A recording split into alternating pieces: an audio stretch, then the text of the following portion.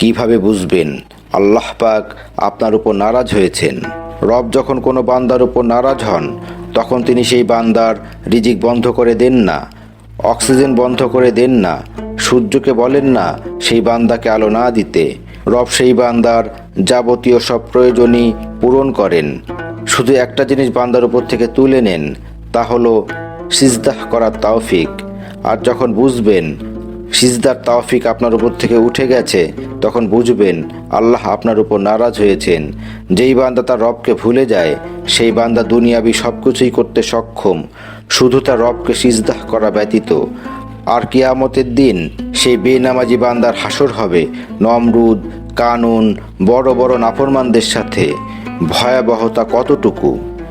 দিন শেষে সেই বিজয়ী যে 5 ওয়াক্ত নামাজ আদায় করার পাশাপাশি সুন্নত নফল আমল করে শয়তানের বিরুদ্ধে জিহাদ করে। আল্লাহ আপনাকে আমাকে সহ সবাইকে হেদায়েত করুক। আমিন।